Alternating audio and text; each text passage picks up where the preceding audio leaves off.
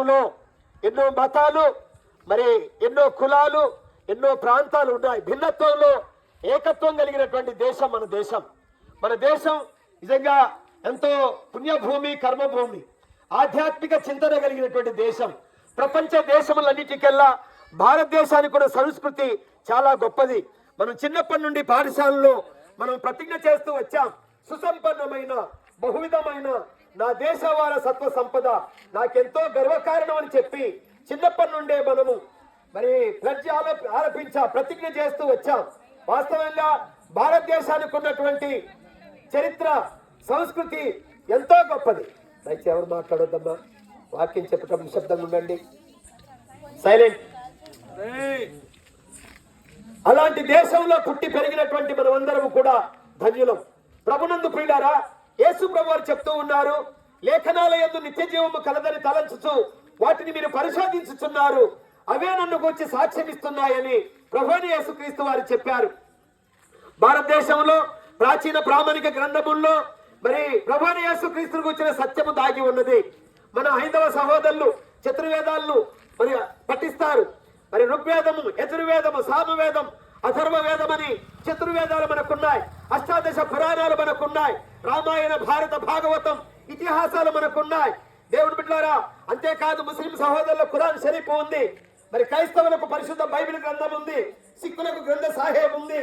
అలాగే పారసీక మత గ్రంథము జెండవస్త ఉన్నది. విధంగా త్రిపిటక బౌద్ధ మతాన్ని అవలంబించి కొనసాగేటువంటి వారికి త్రిపిటకాలు ఉన్నాయి. దిగారిక అనేటువంటి పుస్తకం గౌతమ బుద్ధుని చేత రచించబడింది. ఇత్యాది ప్రాచీన ప్రామాణిక గ్రంథములన్నీ కూడా ప్రభువైన యేసుక్రీస్తుని గురించి ఎలుగెత్తి చెప్తూ ఉన్నాయి. హల్లెలూయా. ఋగ్వేదములో ప్రజాపతిర్దేవేభ్య ఆత్మానాం యజ్ఞం కృత్వా ప్రాయశ్చిత్ అని రాయబడింది.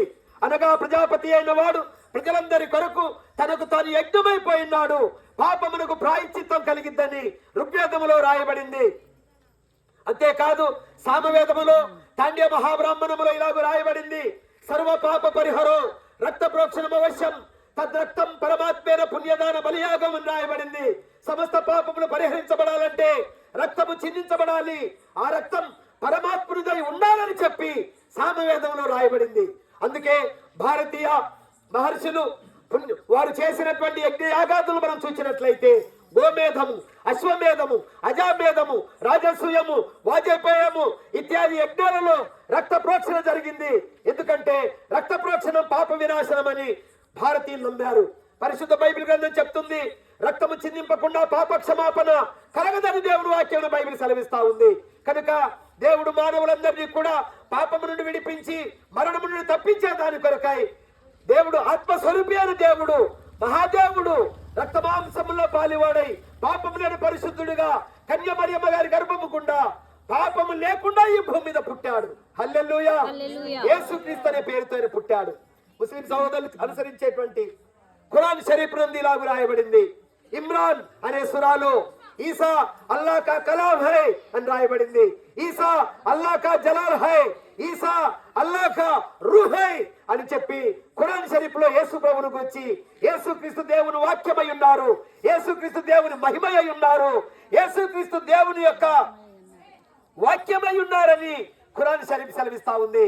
అంతేకాదు మన భారతదేశంలో క్రీస్తుకు ముందు 500 సంవత్సరాల నాడు శాక్య వంశానికి చెందినటువంటి గౌతమ బుద్ధుడు సిద్ధార్థుడిగా పిలువబడ్డటువంటి వ్యక్తి, ఆయన వైరాగ్యం చెంది ఆయన చూసినటువంటి కొన్ని పరిస్థితులను బట్టి జీవితంలో వైరాగ్యం చెందిన వాడై గయా ప్రాంతానికి వెళ్లి బోధి వృక్షం కింద కూర్చొని గౌతమ బుద్ధుడుగా ఆయన పేరు పొందాడు. ఆయన రచించినటువంటి మరి త్రిపిటకమునందు ఇలాగ రాయబడి ఉంది, నేను చచ్చిపోయిన తర్వాత గౌతమ బుద్ధుడు చెప్పిన మాట, నేను చచ్చిపోయిన తర్వాత 500 సంవత్సరాలకు భూమధ్యపురములో మహాబుద్ధుడు అక్కడ పుడతాడు. ఆయన మనుషులందరి బుద్ధుల మీద తన యొక్క బోధను స్థిరపరుస్తాడు, చక్కని ఉపదేశం అందిస్తారు, ఆయన్ని మెతయాని పిలుస్తాడని గౌతమ బుద్ధుడు చెప్పాడు. ఆయన చెప్పిన అక్షరాల 500 సంవత్సరాలకు ప్రభువైన యేసుక్రీస్తు వారు ప్రపంచానికి నట్టనడుమ ఉన్నటువంటి భూమధ్యపురం అనబడినటువంటి యూదా దేశపు బెత్లెహేములో ఆయన పుట్టాడు. హల్లెలూయా, హల్లెలూయా. అంతేకాదు పారసీక మత గ్రంథమైనటువంటి జెండవస్త జొరాస్ట్రర్ గారు రాశారు. జొరాస్ట్రర్ గారు రచించినటువంటి జండవస్థ, పారసీక దేశపు ఆ మత గ్రంథమైనటువంటి జండవస్థలో ఇలాగ రాయబడింది.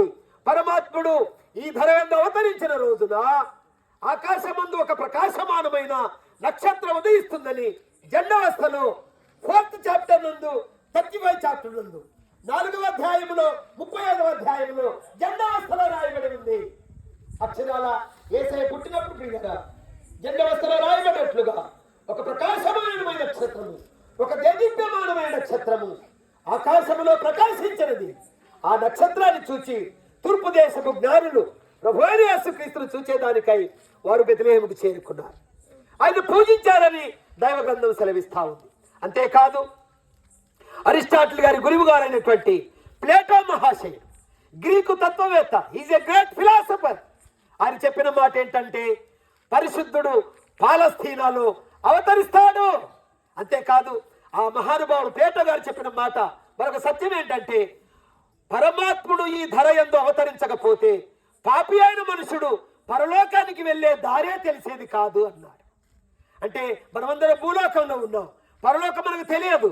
అయితే మనందరం పరలోకం చేరాలంటే పరలోకములో నుండి దేవుడు భూమి మీదకి దిగి వచ్చి ఆయన దారి చూపించకపోతే మనిషి పరలోకం వెళ్ళడానికి అవకాశం లేదన్నాడు.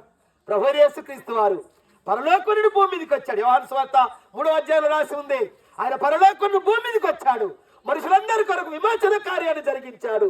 ఆయన మరణించి సమాధి నుండి మృత్యుంజయుడే తిరిగి లేచి అందరు చూస్తుండగా ఆకాశానికి వెళ్ళారు. హల్లెలూయా. ఆయన చెప్పారు, I'm the way, I'm the truth, I'm the life అన్నాడు. నేనే మార్గమును సత్యమును జీవమునై ఉన్నాను, నా ద్వారానే తప్ప ఎవడు తండ్రి దగ్గరికి రాడని చెప్పాడు ఆయన. కనుక ప్రభువైన యేసుక్రీస్తు వారు మోక్షానికి వెళ్ళడానికి ఏకైక మార్గం. అంతేకాదు చైనా దేశపు భక్తుడైనటువంటి కన్ఫ్యూషస్ ఇలాగ చెప్పినాడు, పరిశుద్ధుడు పాలస్తీనాలో అవతరిస్తాడన్నాడు. అక్షరాల ప్రభువైన యేసుక్రీస్తు వారు ఇశ్రాయేల్ దేశంలో జన్మించినాడు. హల్లెలూయా. ప్రియులారా, ప్రాచీన ప్రామాణిక గ్రంథములన్నీ ప్రభువైన యేసుక్రీస్తును చెలిగెత్తి చెప్తున్నారు. ఆయన నిజమైన దేవుడు, లోకరక్షకుడు. ఆ ప్రియ ప్రభువును మీరందరూ సొంత రక్షకుని అంగీకరించి ఆయన ఇచ్చేటువంటి పాప క్షమాపణ, ఆయన అనుగ్రహించేటువంటి నిత్య జీవును మీరందరూ పొందుకోవాలని ప్రభు పక్షంగా ప్రేమతో మా 2 చేతులు జోడించి మిమ్మల్ని బ్రతిమలాడుకుంటున్నాం. దేవుడి వాక్యాన్ని మన వెనుకల్లో దీవించునుగాక.